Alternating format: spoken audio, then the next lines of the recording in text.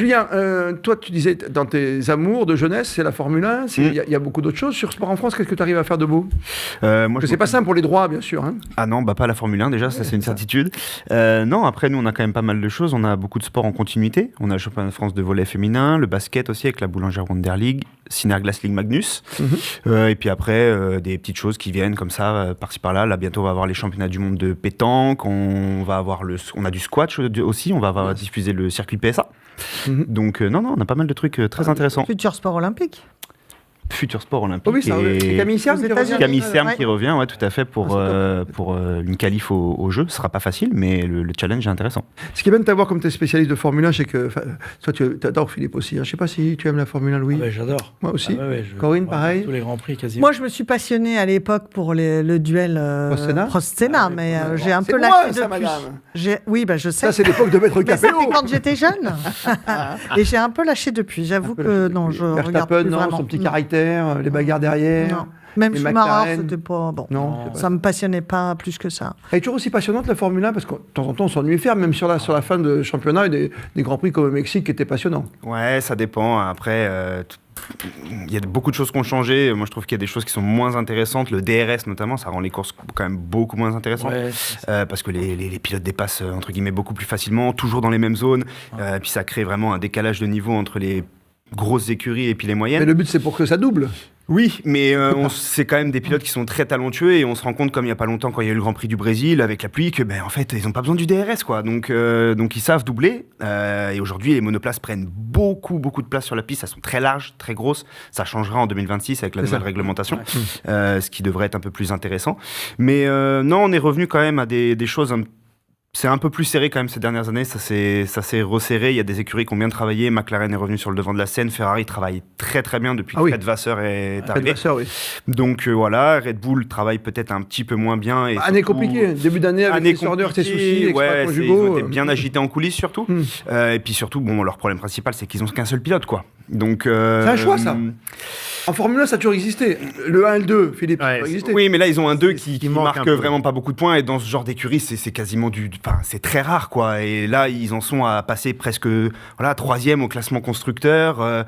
Il y a quand même de l'argent en jeu. Et puis même un titre, quoi. Donc, et c'est vrai que n'avoir que Verstappen, c'est bien. Mais effectivement, il est tout seul. Et à terme, ça pourrait même être un problème en course. Le choix était clair. Quand tu revois certaines interviews, c'est un choix financier. Je mise sur Verstappen. Et c'est un choix financier après de conserver Pérez parce que il a beaucoup de sponsors derrière, il est très suivi au Mexique, tout ça, etc. Mais il y en a d'autres des pilotes comme ça. Donc, mais les consignes de course existent. Philippe, ça a toujours existé les consignes de course, même en rallye. C'est aussi ce qui a fait ce qui a fait décoller la Formule 1 dans les années 80, c'est que justement il y avait des duels internes et c'est ce qui manque aujourd'hui à la F1, c'est que dans une même écurie il y ait deux pilotes de même niveau. C'est pour ça que moi j'attends énormément de l'arrivée d'Hamilton chez Ferrari, parce que là on va avoir vraiment, tu crois, deux cadors qui vont. Non, mais tu prends d'accord un des plus grands pilotes au monde, Hamilton. Tu crois qu'il est encore aussi rapide qu'avant? Non, mais je sais pas. Je pense qu'un Hamilton qui va retrouver l'adrénaline à la fois de signer dans la plus mythique des écuries et d'avoir un client comme Charles Leclerc qui a quand même démontré à de multiples reprises que quand l'auto est au niveau, il nous a offert quelques passes d'armes avec Verstappen qui nous ont rappelé que quand ils étaient gamins, c'était quand même deux garçons. Le roi du karting, Voilà. Donc je pense que ça peut relancer. Déjà. Voilà. Il y a des choses qui sont frustrantes, mais je trouve qu'il y a quand même une densité dans la qualité des pilotes. Lando Norris est arrivé aussi. Quand on regarde Verstappen, il y a moins de pilotes vraiment de fond de plateau comme on pouvait avoir à une époque. Il y en a eu un ou deux ces dernières années, mais là, les pilotes payants, tu veux dire, par exemple, pas forcément que payants en plus, mais c'est vrai qu'il y a eu certaines années, là, dans les années 2010, où on avait même des écuries qui étaient vraiment très, très, très bas de gamme, les Marussia et compagnie, où vraiment c'était catastrophique. Non, mais il n'y a pas eu que Marussia, mais ou même certains pilotes qui vraiment, effectivement, après, qui restent quand même des très bons pilotes, c'est quand même les 20 meilleurs du monde, faut le faire quand même, ils sont pas nuls, mais effectivement, on sent qu'il y a un écart. C'est vrai que ça s'est très resserré, et maintenant voilà, même Williams qui il y a quelques années était complètement perdu est quand même bien revenu à une monoplace très intéressante. Ils ont des bons pilotes, en tout cas là ils en ont un deuxième bon maintenant, mais effectivement l'année prochaine je pense que ça va commencer à devenir intéressant Mais il manque ça chez Red Bull. Il manque une petite guerre interne comme on a pu avoir avec Rosberg. Ouais, comme chez Alpine, tu veux dire aussi. Oui. Non, mais Alpine, c'est bien ça, lui, Bonnard. T'as toujours un petit spectacle. Oui, un petit spectacle, ouais. Bon, ils sont calmés les deux depuis le Grand Prix de Monaco. Je crois qu'ils sont un peu calmés là. Ça va. Puis ils ont des résultats quand même. Très très bons résultats. Bon, c'est passionnant finalement. Il faut attendre encore un an pour voir des choses différentes, quoi. C'est ça.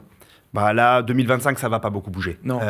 Après 2025, ce qui va être intéressant, c'est qu'il va y avoir beaucoup de jeunes pilotes qui sont rentrés par contre sur la grille, avec très très peu d'expérience en Formule 1. Donc ils vont avoir un an entre guillemets pour aussi bien se chauffer, se mettre à niveau avant 2026 où là vraiment ça va être.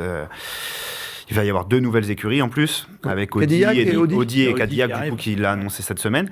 Donc 22 pilotes sur la grille, c'est beaucoup. Beaucoup de changements, ça va être très sympathique.